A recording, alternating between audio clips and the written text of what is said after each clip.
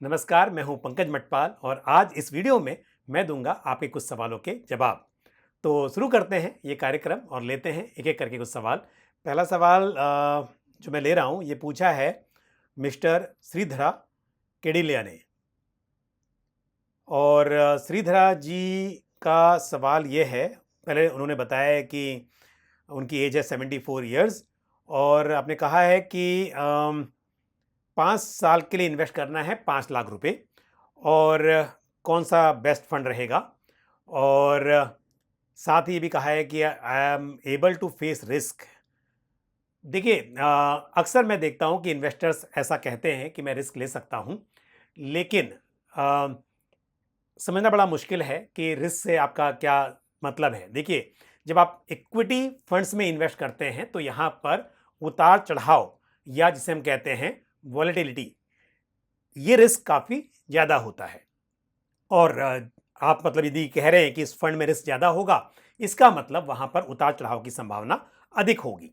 तो पहली बात यह है कि यदि आप ये चाहते हैं कि 5 साल के लिए इन्वेस्ट किया जाए और यदि 5 लाख किसी वक़्त पर घटकर 4 लाख भी हो जाए, यानी कि 1 लाख की कैपिटल आपके प्रिंसिपल से कम हो जाए, तो इसका मतलब आप ज़्यादा रिस्क लेने को तैयार हैं। बट दूसरा ये हो सकता है कि आप कहें कि नहीं, मेरा पैसा कम नहीं होना चाहिए, प्रिंसिपल अमाउंट कम नहीं होनी चाहिए, ये उम्मीद नहीं रखूँगा, लेकिन उसके ऊपर रिटर्न्स मुझे बहुत ज़्यादा ना मिले तो भी चलेगा। इसका मतलब आप रिस्क कम लेना चाह रहे हैं।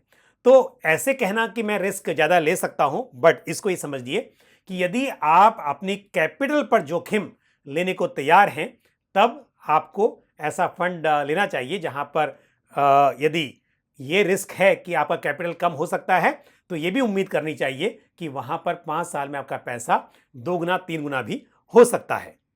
तो अब एनीवे मैं यहाँ पर कोई ऐसी प्रॉमिस नहीं करूँगा कि क्या रिटर्न्स आपको मिल सकते हैं, लेकिन अगर आप अधिक रिस्क ले सकते हैं, तो इस वक़्त पर मुझे मैन्युफैक्चरिंग थीम जो है, वो बहुत अच्छी लग रही है।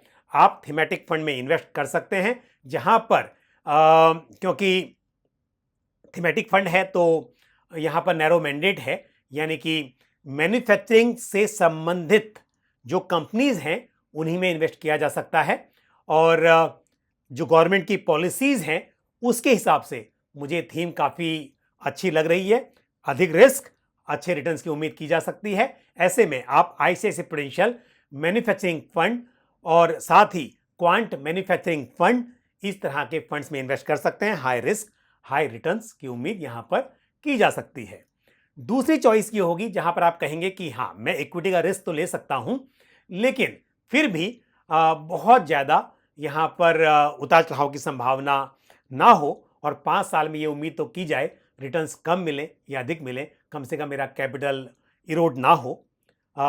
इस उम्मीद के साथ तो मैं कहूँगा कि आप एक निफ्टी 50 इंडेक्स फंड ले सकते हैं। और निफ्टी 50 इंडेक्स फंड या Nifty 50 equal weight index fund आप कोई भी कंसिडर कर सकते हैं। यहाँ पर आपके पास बहुत सारी चॉइसेस हैं और क्योंकि इंडेक्स फंड की बात चल रही है तो रिटर्न्स मोर और लेस सेम ही होते हैं, क्योंकि इंडेक्स के करीब ही रिटर्न्स देखेंगे आप इंडेक्स फंड में।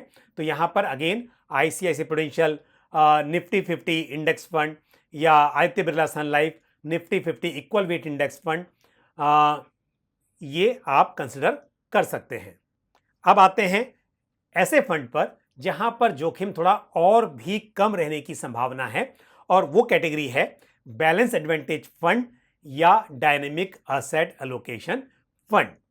और यहां पर again dynamic asset allocation fund में, इस कैटेगरी में जो फंड्स हैं वहां पर भी आपको अलग अलग तरह के मॉडल देखने को मिलते हैं।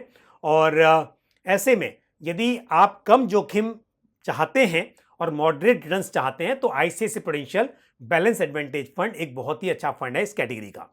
अगर आप थोड़ा सा अधिक रिस्क लेने को तैयार हैं, यानी कि एक बैलेंस एडवांटेज फंड की category, but with in category आप कहते हैं कि मेरे रिटर्न्स भी बेटर हों और रिस्क थोड़ा ज़्यादा लिया जा सकता है, तो एचडीएफसी बैलेंस एडवांटेज फंड एक अच्छी चॉइस है।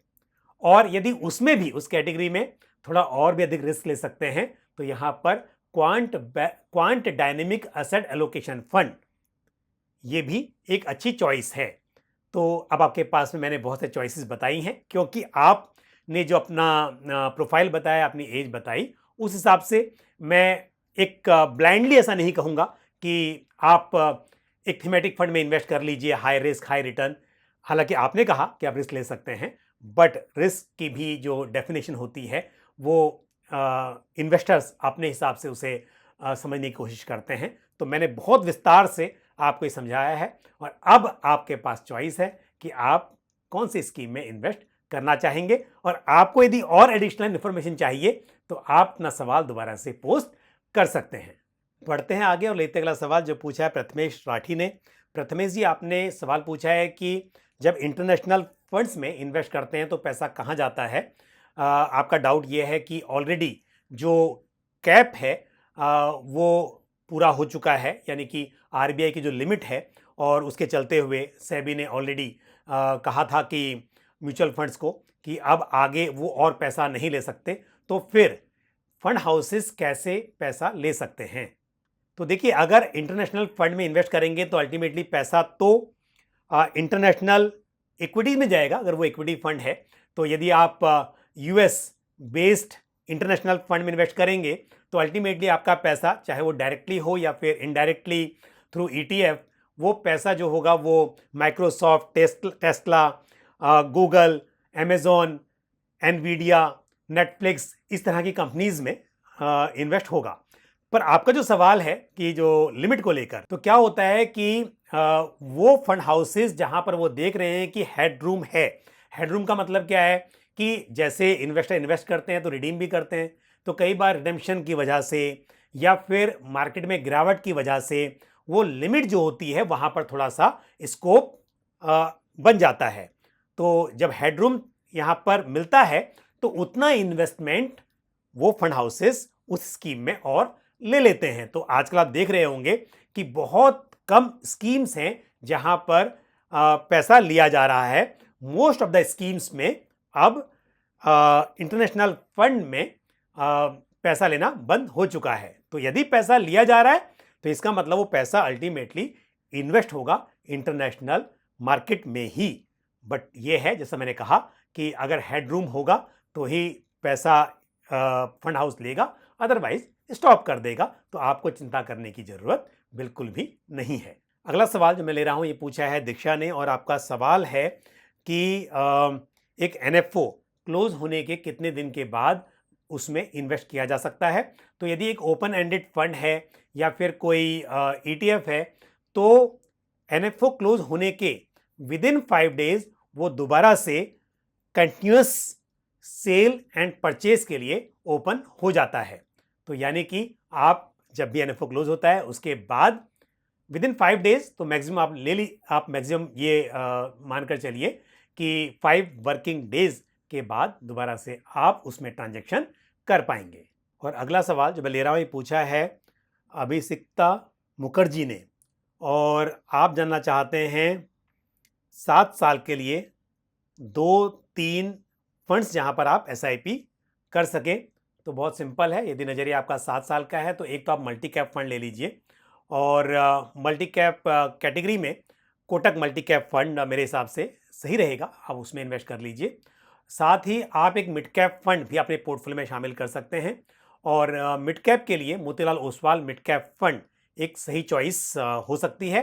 और साथ ही आप एक फ्लेक्सी कैप फंड को अपने पोर्टफोलियो में शामिल कीजिए, और फ्लेक्सी कैप के लिए मैं कहूँगा कि ICICI prudential flexi cap fund consider किया जा सकता है। तो स्मॉल कैप में आपको अलग से सजेस्ट नहीं कर रहा हूं, लेकिन मल्टी कैप के जरिए आपको स्मॉल कैप में भी एक्सपोजर मिल जाएगा, और बाकी large and mid cap fund तो आपके पास यहाँ पर, यानी ये एक्सपोजर तो आपको सभी फंड्स के जरिए मिलेगा ही। और अब लेते हैं आज आखिरी सवाल जो पूछा है विपिन पटेल ने। विपिन जी, आपने बताया कि आपकी एज है 34 ईयर्स और आप सेंट्रल गवर्नमेंट एम्प्लॉय हैं, लेकिन आपके लिए एनपीएस एप्लीकेबल है। तो बेशक, क्योंकि 2004 में या उसके बाद जिन्होंने भी सेंट्रल गवर्नमेंट का एम्प्लॉयमेंट ज्वाइन किया है एक्सेप्ट ओनली आर्म फोर्सेस, उनके लिए ओल्ड पेंशन सिस्टम एप्लीकेबल नहीं होता है, एनपीएस एप्लीकेबल होता है। तो लेकिन क्योंकि आपका पैसा एनपीएस में जब कंट्रीब्यूट होता है और गवर्नमेंट भी कंट्रीब्यूट करती है, तो उम्मीद कीजिए कि वहाँ पर भी अच्छा पैसा बनेगा और रिटायरमेंट के वक्त आपके पास अच्छा पैसा इकट्ठा होगा।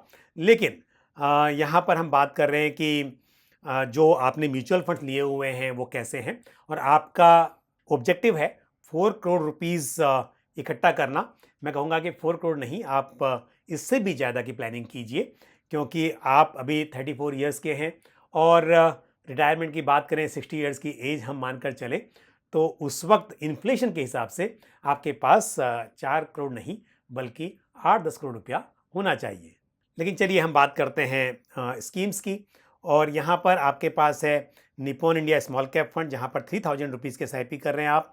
Quant small cap fund 2000 rupees, Quant infrastructure fund 2000, Parag Parikh flexi cap fund 3000, Zerodha large mid cap 250 index fund और साथ ही एलएसएस फंड दोनों में 1000, Motilal Oswal mid cap fund में 2000, कोटक इक्विटी अपॉर्चुनिटीज फंड में 2000। और आपने कहा है कि निप्पॉन इंडिया स्मॉल कैप को छोड़कर बाकी सभी फंड्स में 10% से आप स्टेप अप भी करेंगे। और आपने कहा है कि मतलब फंड्स के बारे में जानना चाहते हैं, और साथ ही आपने पूछा है कि क्या आपको लार्ज कैप इंडेक्स फंड भी अपने पोर्टफोलियो में ऐड करना चाहिए। तो एक एक करके मैं सारे सवालों के आपके जवाब दूंगा। पहली बात यही शुरुआत करते हैं कि क्या आपको large cap index fund add करना चाहिए। तो आपको ज़रूरत नहीं है, क्योंकि आपने already Zerodha large mid cap 250 index fund में इन्वेस्ट किया है, तो लार्ज कैप में आपको एक्सपोजर मिल रहा है। उसके अलावा पराग पारिक फ्लेक्सी कैप फंड का भी मेजर एक्सपोजर जो है लार्ज कैप में है, तो उसके जरिए भी मिल रहा है। कोटक इक्विटी अपॉर्चुनिटीज फंड भी large and mid cap fund है, उसके जरिए भी आपको लार्ज कैप में एक्सपोजर मिल रहा है, तो आपको अलग से लार्ज कैप फंड ऐड करने की ज़रूरत नहीं है। दूसरी बात, आपने फंड्स बहुत ज़्यादा ले लिए हैं। मेरी सलाह हमेशा ये रहती है कि आप अगर आपका पोर्टफोलियो बहुत बड़ा हो, तब आपको लगता हो कि अब इसमें आपको डिफरेंट कैटेगरीज ऐड करनी चाहिए, आपको एक कोर पोर्टफोलियो और साथ में सैटेलाइट पोर्टफोलियो बनाना चाहिए, तब एक हो सकता है। बट यदि आपको एक डाइवर्सिफाइड पोर्टफोलियो बनाना है, तो मेरे हिसाब से इतने सारे फंड्स की ज़रूरत नहीं है। स्मॉल कैप में भी आपने 2 फंड लिए हुए हैं, बट एनीवे आप दोनों को रखिए, क्योंकि Nippon India small cap fund जो है वो एक वेल डाइवर्सिफाइड पोर्टफोलियो के साथ स्मॉल कैप फंड है, यानी कि उसमें अराउंड 200 स्टॉक्स हैं पोर्टफोलियो में, जबकि क्वांट स्मॉल कैप फंड का जो पोर्टफोलियो है वो बहुत ही फोकस्ड अप्रोच वाला पोर्टफोलियो है, तो दोनों को आप रख सकते हैं, कोई प्रॉब्लम नहीं है। लेकिन जो क्वांट इंफ्रास्ट्रक्चर फंड है, फिलहाल तो मुझे अच्छा लग रहा है, लेकिन आपको जानना चाहिए कि ये एक थीमेटिक फंड है, और जिस तरह से आप लॉन्ग टर्म के लिए प्लान कर रहे हैं, आपको मेरे हिसाब से थीमेटिक फंड ऐड करने की ज़रूरत नहीं है। आप डाइवर्सिफाइड फंड्स में रहिए, क्योंकि इंफ्रास्ट्रक्चर की जो कंपनीज़ हैं जो कि इस फंड में हैं, वो आपके बाकी फंड्स में भी आपको मिल जाएंगी। तो अलग से आपको इंफ्रास्ट्रक्चर या कोई दूसरा थीमेटिक फंड लेने की ज़रूरत नहीं है। बाकी सभी फंड्स आपके पास जो भी हैं अच्छे हैं, आप इन्हीं फंड्स में बने रह सकते हैं। लेकिन हम अगर टारगेट की बात करें और ये कहें कि इससे कितना पैसा बन पाएगा, तो आपको अपना इन्वेस्टमेंट बढ़ाना होगा। आप 10% से बढ़ाते रहेंगे तो बेशक एक अच्छी राशि इकट्ठा हो पाएगी। प्लस जब जब आपके प्रमोशन हो, जब जब की सैलरी इंक्रीज़ हो, तब आप और भी इन्वेस्टमेंट बढ़ाएं, ताकि आप बड़ी पूंजी इकट्ठा कर सकें। वैसे मैं आपको एक बात बता दूं कि फ़िलहाल, क्योंकि 12,000 रुपये की एसआईपी आपकी ऐसी है जहां पर 10% से आप स्टेप अप करेंगे, तो अगर हम देखें कि 34 इयर्स की एज है और 60 ईयर्स की एज में हम मानकर चलें कि आपका रिटायरमेंट होगा, तो करीब 5 करोड़ 45 लाख रुपीज़ वहाँ पर इकट्ठा हो सकते हैं। और 3,000 की एसआईपी जो आपकी है, जहाँ पर आप स्टेप अप नहीं कर रहे हैं, अगर उसकी भी मैं फ्यूचर वैल्यू कैलकुलेट करूँ, तो भी करीब आपके 57 लाख रुपीज़ वहाँ पर बन सकते हैं। तो कुल मिलाकर 6 करोड़ रुपए आपके इकट्ठा हो सकते हैं इस प्लानिंग से ही। प्लस एनपीएस का जो रिटर्न्स आएंगे वो अलग, उसका जो पैसा बनेगा वो अलग से होगा।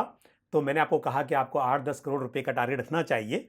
तो बेशक यदि ये पैसा रिटायरमेंट के लिए है, तो आप आसानी से इतना या उससे भी ज़्यादा पैसा बना सकते हैं। लेकिन फिर भी आपके आने वाले समय में और भी गोल्स होंगे, तो आप इन्वेस्टमेंट को बढ़ाते रहिए। लेकिन एक बात मेरी ज़रूर ध्यान रखें, जैसे आपने इंडेक्स फंड में 1,000 रुपये की एसआईपी शुरू की है, तो आप ऐसे छोटी छोटी एसआईपी मत कीजिए। आप कम फंड्स रखिए, बड़ा अमाउंट इन्वेस्ट कीजिए, और समय के साथ बढ़ाते रहिए, डाइवर्सिफाइड पोर्टफोलियो रखिए, तो आप अच्छी पूंजी जुटा पाएंगे। All the best to you. तो आज इस वीडियो में मैंने कुछ प्रश्नों के उत्तर दिए और मुझे उम्मीद है ये जानकारी आपको पसंद आई होगी। म्यूचुअल फंड से जुड़ा हुआ आपका कोई भी सवाल या सुझाव हो, बल्कि उसके अलावा भी इंश्योरेंस, पोस्ट ऑफिस की जो स्कीम्स हैं उससे संबंधित, या फिर लोन और क्रेडिट कार्ड से संबंधित कोई भी आपके सवाल हों, सुझाव हों, तो आप कमेंट बॉक्स में पोस्ट कर सकते हैं। आज के लिए बस इतना ही।